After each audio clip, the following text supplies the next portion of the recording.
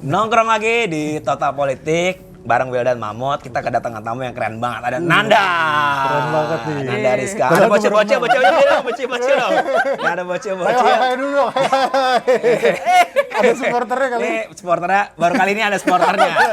Soalnya tadi tuh bocahnya tuh di belakang kamera. Cuma gue pikir karena mereka butuh eksistensi dan panggung juga, kita taruh di belakang. Harus diberi ruang. Masih ruang anak-anak muda buat regenerasi bangsa di masa depan, bro.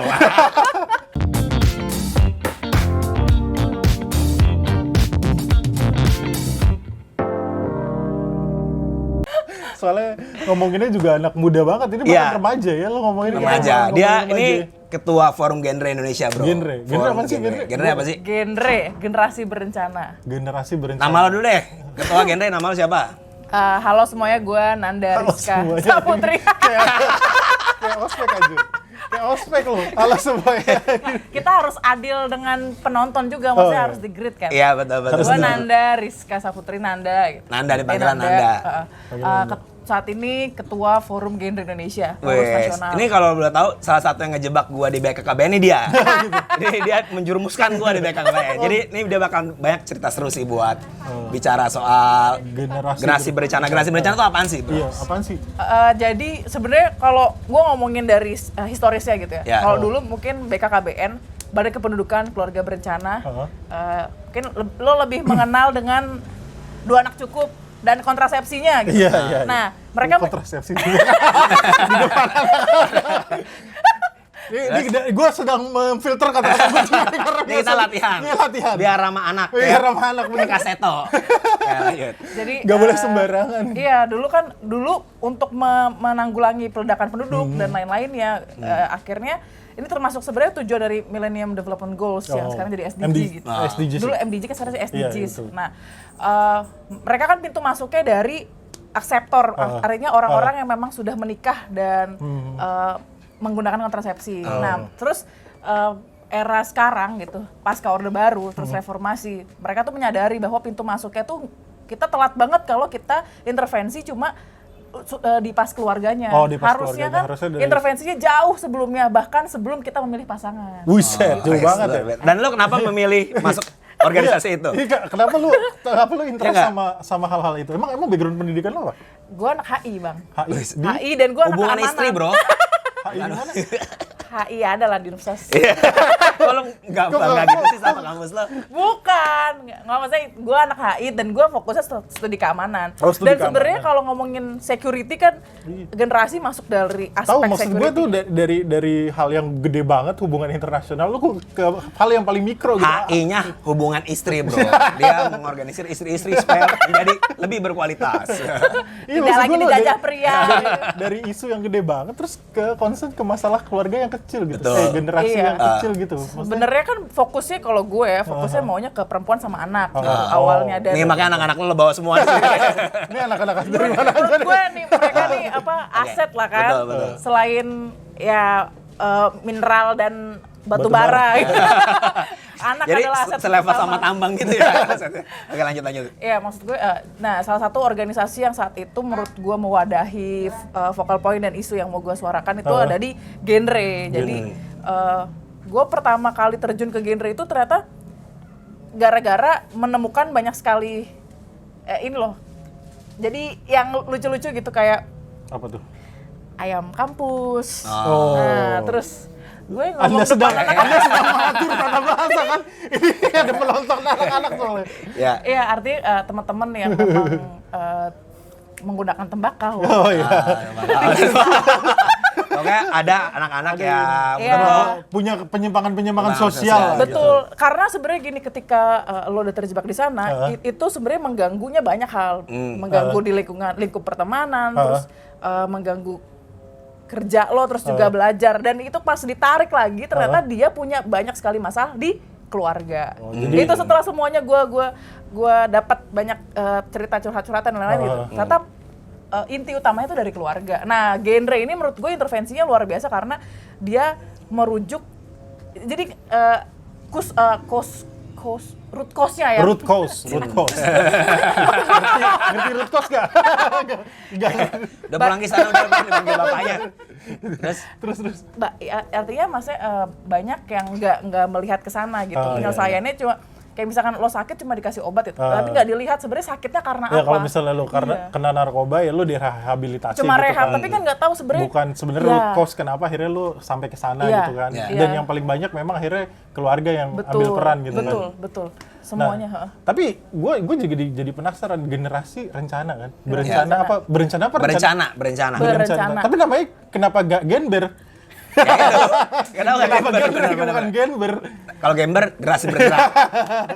Ya, tapi maksudnya soalnya genre itu kan kita taunya genre kan. Kalau genre musik gitu. Genre musik kayak orang-orang saling walaupun sebenarnya itu penyebutan yang salah. Dulu gue diomelin sama guru antropologi gue, harusnya genre bukan genre. Karena itu bahasa Perancis sebenarnya.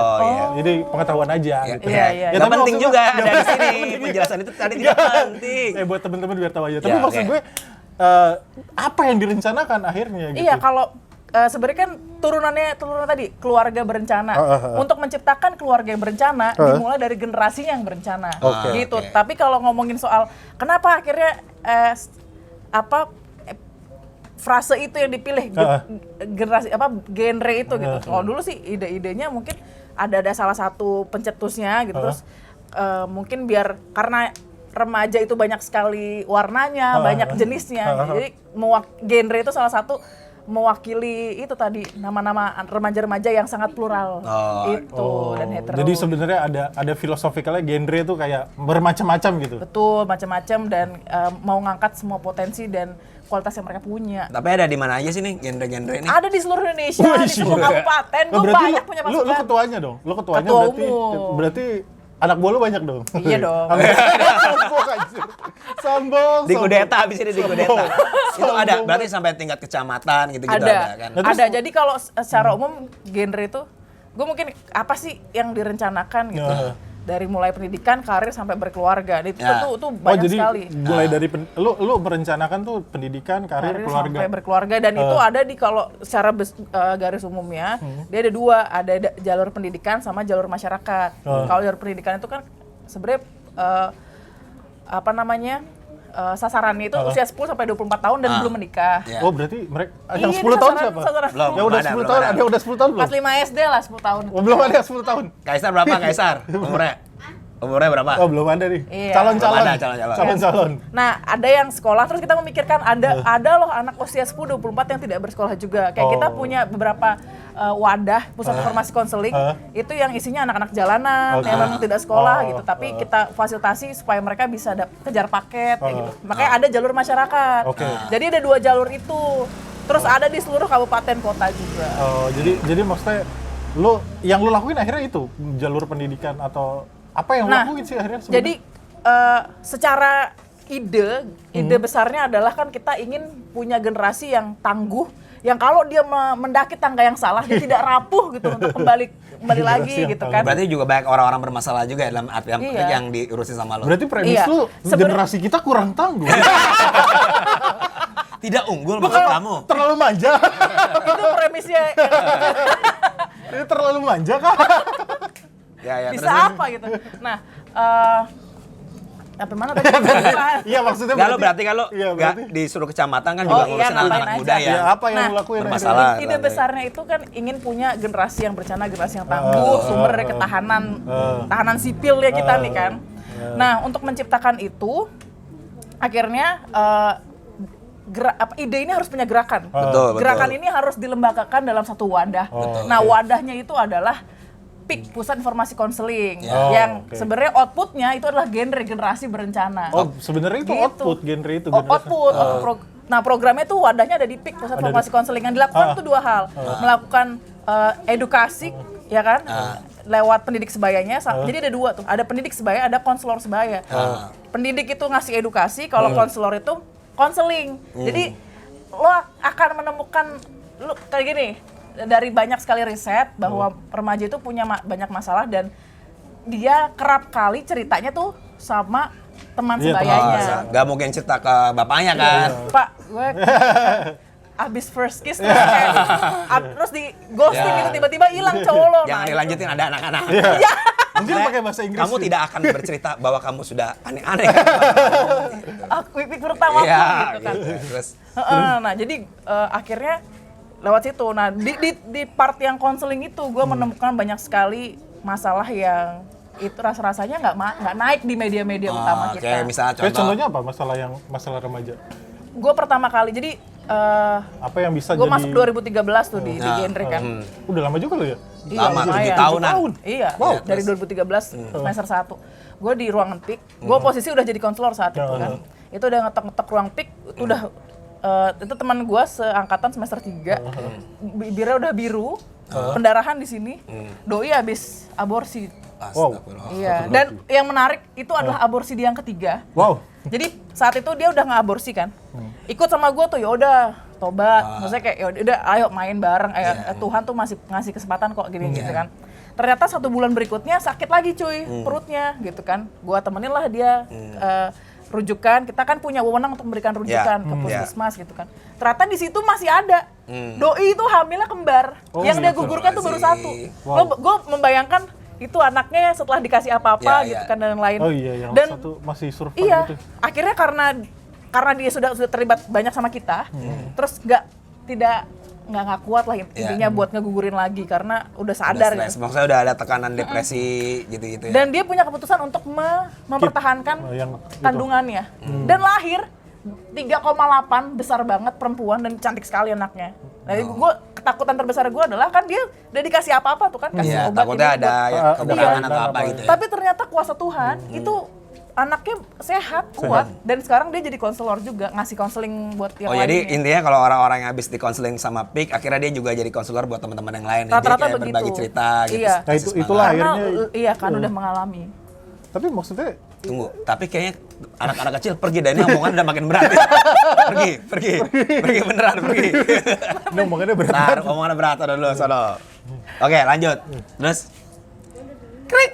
Iya. Abis tadi kita penonton bayaran. Ini jumping banget gue ya. nonton bayarannya diusir dulu biar obrolannya kita makin dalam. Oke, lanjut.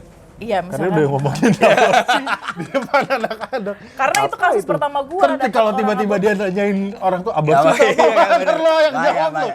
Lo yang jawab lo akhirnya. Ya, dia kan datang sendiri mau kan kita nggak bisa ngusir-ngusir. Tapi Oke, siapa lanjut. tahu itu kekal dalam ingatan. Gagal. Wah, aku harus memperbaiki Indonesia. Ya, Oke, lanjut. gitu. Berarti pernah ada sampai yang aborsi dan akhirnya lo Iya. dampingin lah.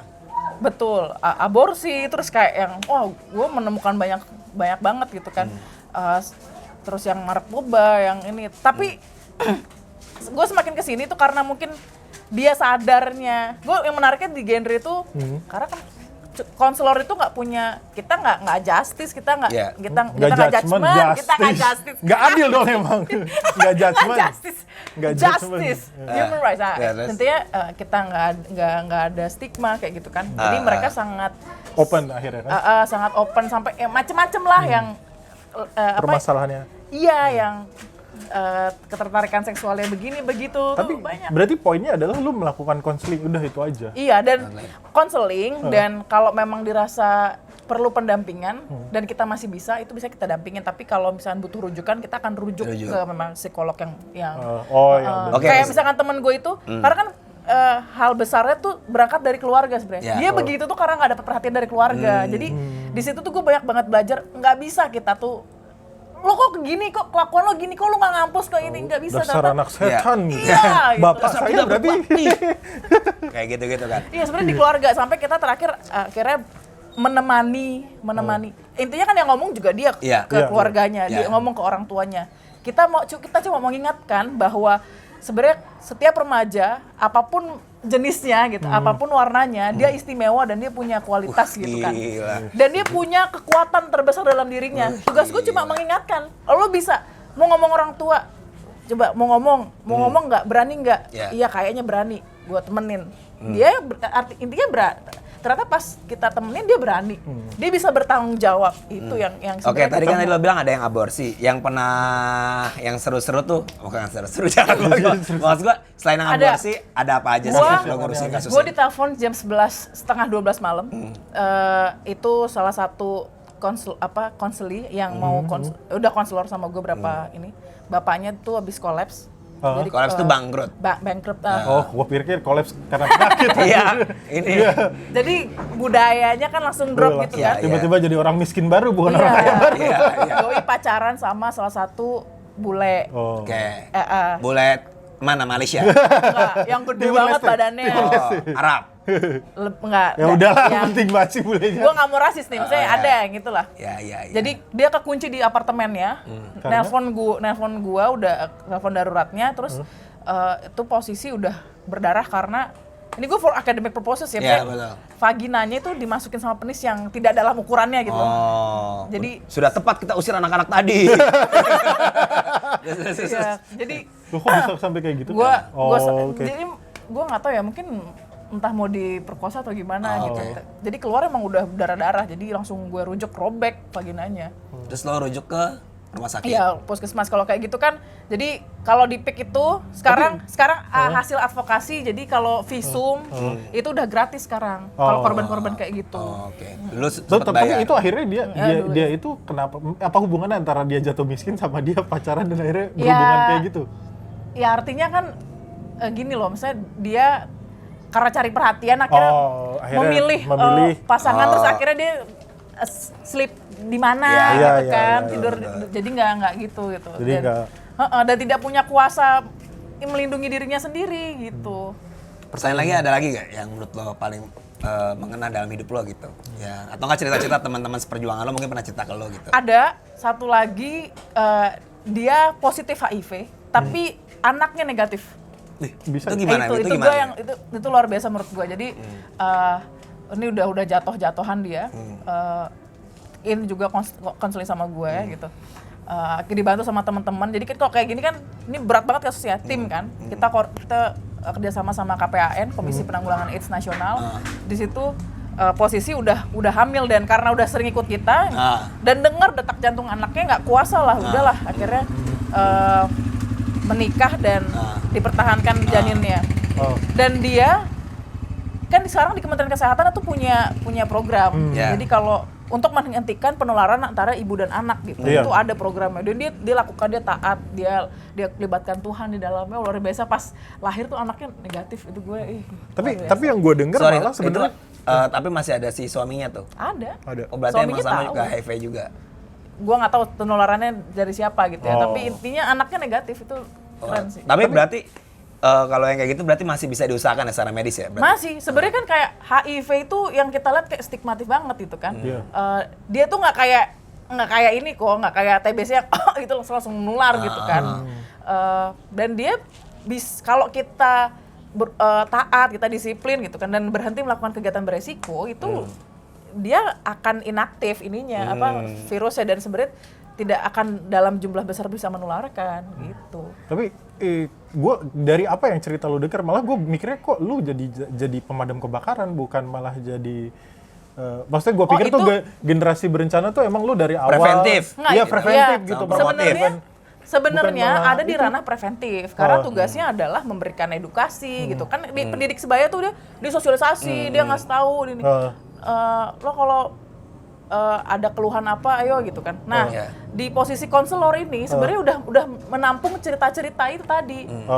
Apa yang dilakukan sama genre hari ini kan tadi ada dua, ada pendidik sebaya, ada konselor sebaya.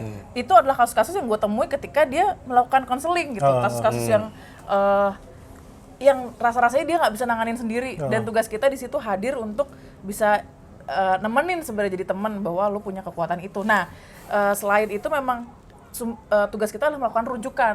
Kan ada berapa masalah yang tidak bisa kita lakukan sendiri gitu, dan ada ranahnya yang ketika itu memang udah bersangkutan sama medis, ya kita rujuk dia ke layanan yang memang disiapkan sama Kementerian Kesehatan gitu, kayak misalkan ada pendarahan atau apa gitu, kita langsung rujuk dia ke puskesmas. Dan apa yang dilakukan sama teman-teman sebenarnya banyak yang sudah menggagalkan upaya-upaya bunuh diri, Bang. Oh gitu? Banyak kayak berarti gitu. banyak juga remaja yang pengen bunuh diri. Bayangin gitu ya? kayak gue nih, akhirnya setelah kita lakukan sosialisasi, biasanya ayo deh, kalau ada yang mau cerita nanti DM atau apa, kita bikin jadwal buat konseling. Nah, itu banyak kasus kayak dia tinggal di satu rumah, satu keluarga makan di situ, tidur di situ, bapak ibunya berdampingan dan dia sering melihat bapak ibunya berhubungan seksual di depan matanya. Padahal dia di bawah umur saat itu. Dan kadang kayak dia jadi korban bapaknya juga, tapi dia jadi tuntutan sama tuntutan ekonomi, dia mau ngejar cita-citanya dan yang lain. Mau bunuh diri loh kayak gitu banyak nih, dijodohin apa itu. Nah, kehadiran teman-teman tuh sebenarnya ya itu jadi teman cerita dan membuka peluang sih kalau mentok di sini, ayo kita nemuin siapa biar dia bisa lanjut sekolah dan lain gitu.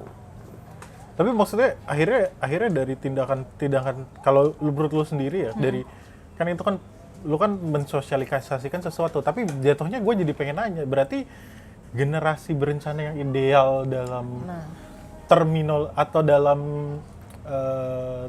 proyeksi yang lo mau bangun lah kayak gimana sih? Apakah nikah di umur 25 laki-lakinya sudah punya mapan gitu, kayak gitu kan sih maksudnya? Apa punya Lamborghini misalnya baru boleh nikah, baru atau kayak gimana gitu? Apakah emang harus segitu dulu, nunggu kayak gitu dulu, apa gitu?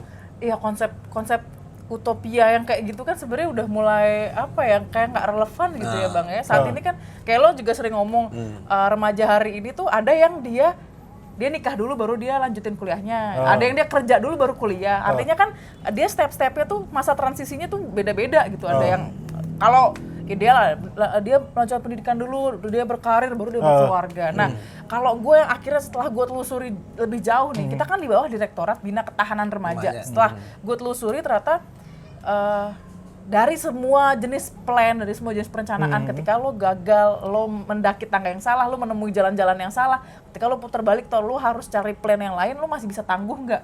Lo masih jadi generasi, tidak jadi generasi yang rapuh nggak gitu? Kayak kita kan kayak gini nih, tiba-tiba diserbu sama pandemi, tiba-tiba dunia tuh berubah sekian penuh ketidakpastian. Lo bisa bertahan nggak jadi generasi yang tangguh nggak di situ? Lo mental seblak nggak yang ngeplek gitu nggak?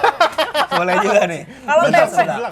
Kalau tempe kan ada seblak gitu kayak seblak itu seblak kan. basah.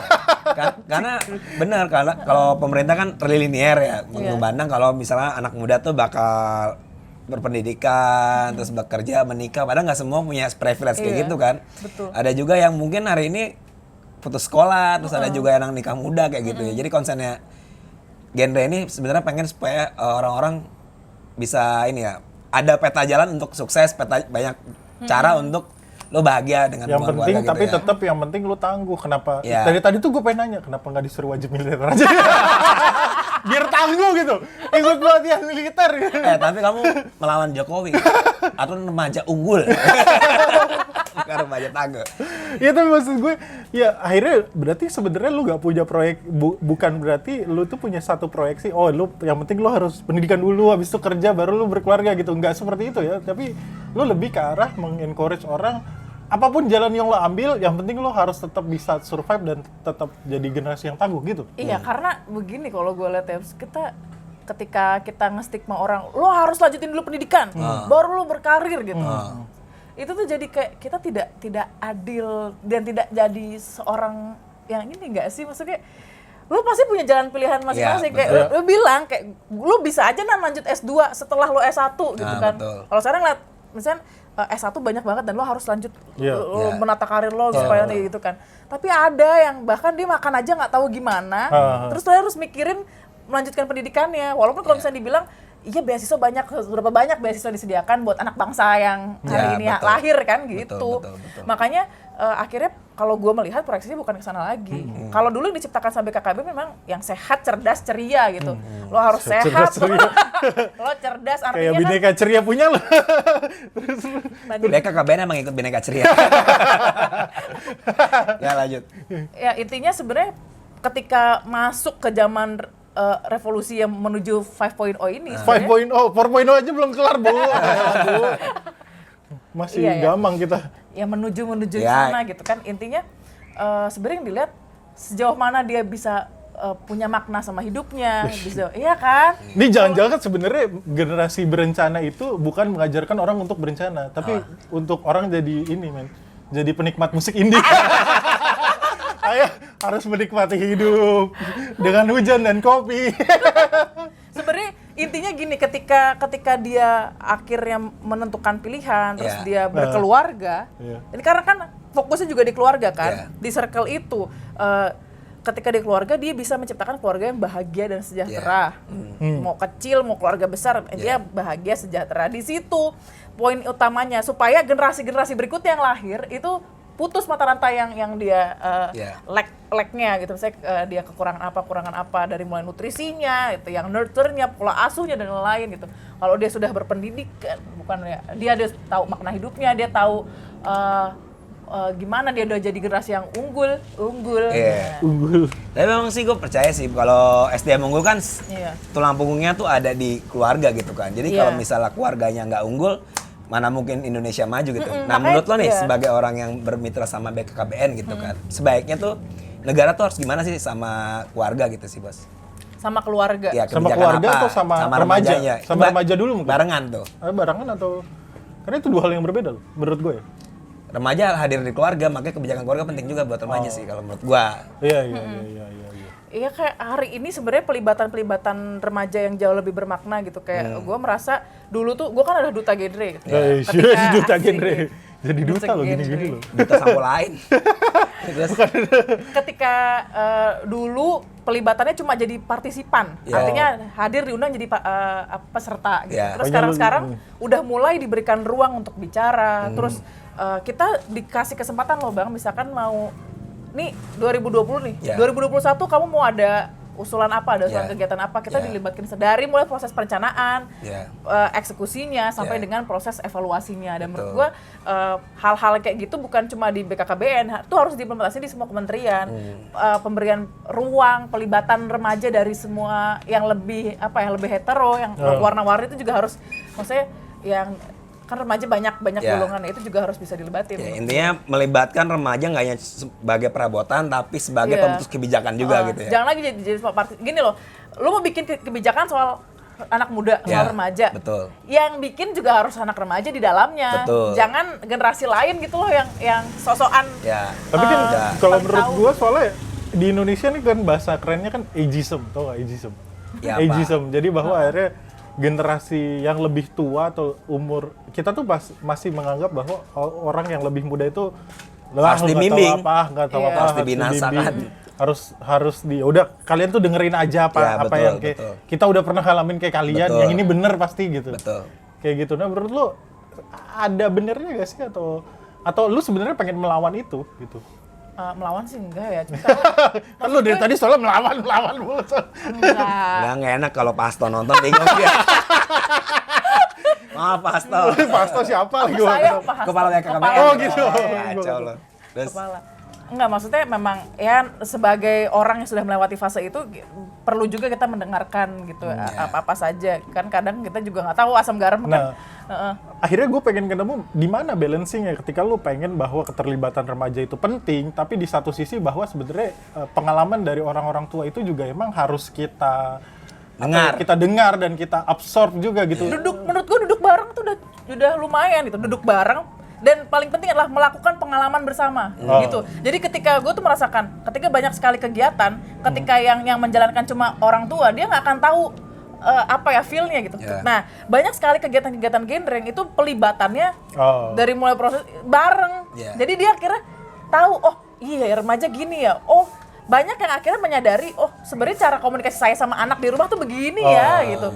Oh begini, ternyata anak muda yang negara ini butuhkan tuh kayak gini. Nah, proses merasakan bersama, memiliki pengalaman bersama itu yang menurut gue penting. Jadi kayak besok-besok misalkan ngadain kegiatan cuma terima jadi gitu sama IO nggak akan ngerasain gitu. Kalau misalkan dia ke daerah bareng kayak gue, banyak banget kegiatan BKKBN itu turun bareng dari mulai perencanaan mau daerah mana, terus koordinasinya itu ngelibatin beranak remaja, komunikasinya. Nah si remaja harus bisa belajar juga bicara sama pejabat-pejabat jauh lebih jujur gitu ya, ngomongnya jauh lebih jujur, sebenarnya ini yang mau dibutuhkan gitu. Jadi nggak ngadi-ngadi. Dan para pejabat juga harus nurunin ego untuk bisa duduk equal sama kita gitu. Jadi sebenarnya yang paling penting tuh buat ngurusin remaja atau enggak keluarga Indonesia tuh ada kolaborasi lintas generasi, itu penting ya.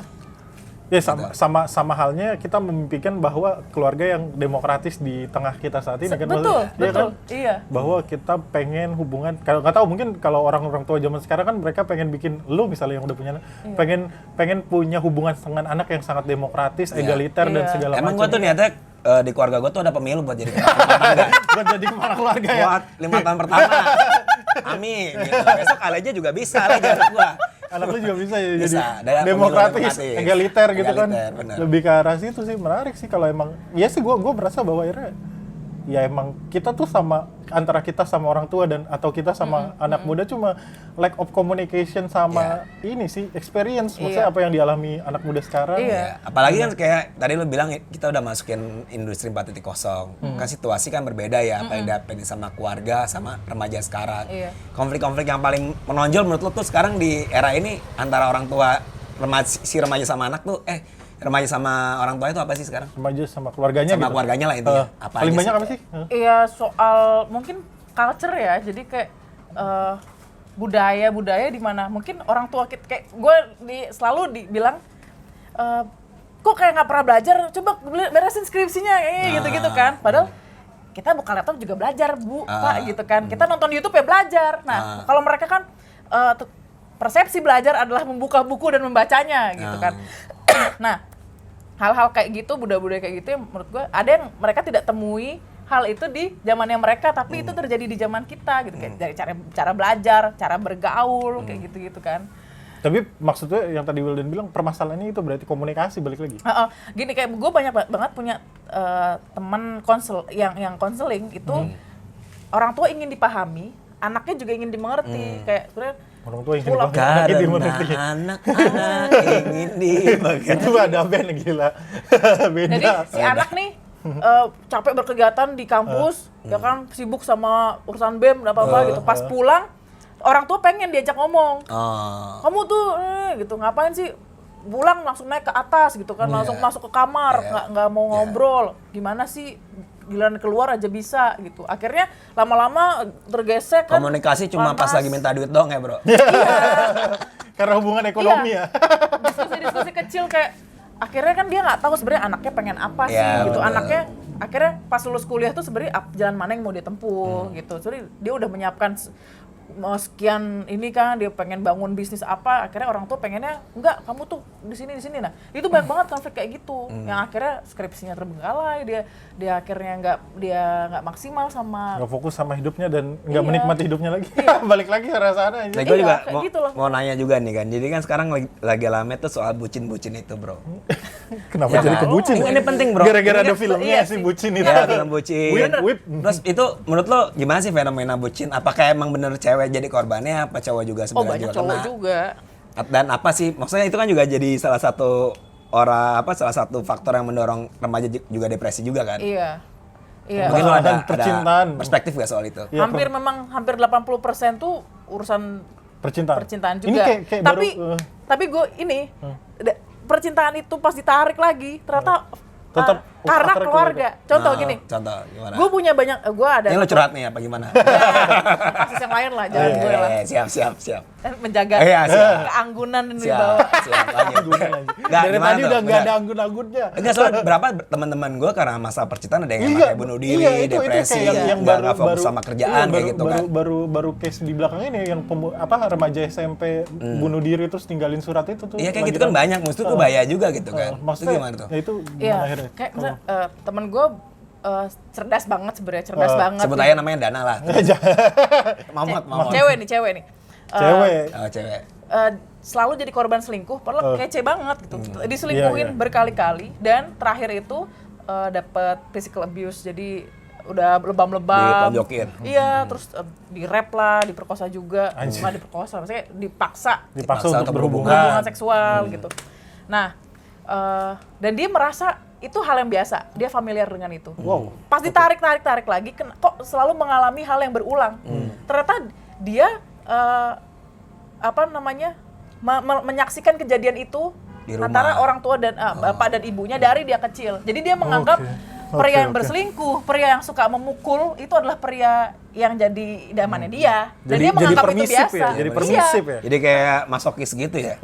Makanya kan sebenarnya oh ternyata ini berangkat dari keluarga. Perempuan itu melihat figur laki-laki dari bapaknya, sama kayak si laki-laki ngeliat figur perempuan yang dia sukai itu dari figur ibunya. Ada yang ibunya tuh ngomong kasar kayak gitu-gitu kan, terus suka mintain duit tapi nggak jelas gitu kan. Nah itu akhirnya banyak laki-laki sekarang bucin secara finansial gitu kan. Nah itu banyak banget yang dia akhirnya uang SPP dipakai buat jajanin ceweknya sana sini. Betul. Jadi sebenarnya mengorbankan kedua belah pihak ya. Iya, kalau gue kan itu tadi fokusnya root cause-nya lihat di mana. Iya. Sebenarnya emang di rumah kayak gimana? Kok bisa dia mentoleransi hal demikian? Gitu. Tapi gue mau nanya deh, ini penting banget sih menurut gue. Jadi si cowoknya ini kaya gak? Si anjing. Enggak bro, kalau Grey mah nggak apa-apa pak. Tajir gitu kalau kan. udah kaya, udah nggak kaya, selingkuh terus Masokis itu kebangetan. Kalau Grey kan masih mending dikasih kayak helikopter, kasih belanja nih, kaya gak tuh? Nggak tahu gue. Gue curiganya miskin, kasihan kamu nak. Enggak gitu. Udah miskin, selingkuh, mukul lagi anjir. Persepsi kaya tuh di mana? Oh siap. Entah punya 3 Lamborghini. bank prioritas kan? Benar. Kayak gitu-gitu kan. Ya tapi menarik sih karena emang gue juga pernah ada penelitian, gue pernah ikut penelitian bahwa sebenarnya Curhat bro. dulu gini-gini walaupun bocah korporat gini gue pernah ikut penelitian jadi surveyor. Datang-datang ke rumah warga. Tapi maksudnya bahwa dulu gue pola pemilih dan atau tingkat permisivitas terhadap korupsi dulu, gue inget banget. Jadi kenapa sih orang akhirnya masih permisif soal korupsi? Terus dibandingin sama sama variabel masalah pola sosialisasi dan di Indonesia saat ini minimal di Jakarta lah waktu itu bahwa keluarga masih memegang peran penuh dari pola sosialisasi. Kan pola sosialisasi ada beberapa kan, keluarga, pertemanan, media dan segala macam, dan di saat itu keluarga masih sangat penting walaupun sekarang udah ada media sosial yang sangat menggila gitu kan. Walaupun tapi emang keluarga sih mau nggak mau root cause-nya gitu sih. Orang dari lahir secara dan darah daging gitu loh. Itu kan sebenarnya saling mempengaruhi energi dan juga stock of knowledge yang dia punya kan. Yang akhirnya membuat dia menjalani semua kehidupan ini gitu. Terakhir pertanyaan pamungkas. Nah, ini ada Belum. pertanyaan pamungkas nih. Pertanyaan pamungkas. Kan lo orang BKKBN ya? Yang gue denger jadi PNS Kementerian Agama. Maksudnya apa? Tapi ini buat cerita, si Nanda ini juga aktivis dari KMADI. KMADI itu Kesatuan Mahasiswa Hindu Dharma Indonesia. Nah, seandainya nih, Pasto tiba-tiba mager jadi kepala BKKBN. Oh, gue males gitu. Lo dikasih posisi jadi kepala BKKBN. Apa yang akan lo lakukan ketika lo dapet posisi itu? Mau ngapain lo? Ini nggak ada di briefing tadi. Apa? Ya gue melibatkan sebanyak-banyak anak muda dan mengarus utamakan program gue tuh di anak muda itu. Jadi kalau kan kelihatan ya kalau ngomongin program prioritas kan kelihatan dari anggarannya, kelihatan dari postur dan lain-lain gitu kan. Nah, gue kalau mau curhat ya Pak Hasto, jadi di program di anggarannya BKKBN yang di Dithanrem itu banyak banget yang kepotong gitu kan. Dan gue akan lebih banyak mendengar, gue akan hadir untuk mendengar gitu. Gue akan lebih banyak terlibat di anak-anak gitu, menjalin komunikasi di daerah-daerah gitu. Karena kan sekarang gue tuh merasa selalu apa-apa tuh pusat BKKBN pusat gitu. Itu selalu jadi sentral, padahal sebenarnya daerah itu punya permasalahannya masing-masing, jadi intervensinya harusnya beda-beda. Unik gitu kan, iya. dan selalu unik. Dan sebenarnya punya best learning-nya masing-masing, itu. Jadi gue tuh pengen itu kali ya, maksudnya mengarus utamakan. Jadi takut gini dia ngomong jadi serius. Tadi ada satu hal yang pertanyaan gue, jadi sebenarnya tuh BKKBN gue dapat info bahwa besok tuh dia jadi leading sektor buat stunting. Nah, kira-kira lo nih sebagai ketua Genrek kan pasti bakal in charge tuh buat pergerakan itu. Lo akan ngelakuin apa nih buat stunting? Kita mau launching modul tentang kita namanya. Nah, modul tentang kita itu modul yang segmented, membagi antara tadi kan kita punya 10-24 tahun. Kalau dulu tuh bles gitu. Semuanya sama materinya. Sekarang kita bagi segmentasinya. 10 sampai 14, 15 sampai 19, 20 sampai 24 tahun. Karena kita merasa 24 tahun ke atas nggak dikasih? Lagi galau-galaunya itu. Udah Remaja remaja. kayaknya. Udah Kan yang itu remaja. quarter life crisis. Kalau Dan bahasa anak makanya zaman. dibiarin sama negara. Mampus kamu. Mampus. Mampus. Sana loh, sana. Terus. Ya, modul tentang kita ini mungkin kalau dulu tuh prakteknya sosialisasi kita ceramah gitu ke Iya. anak muda.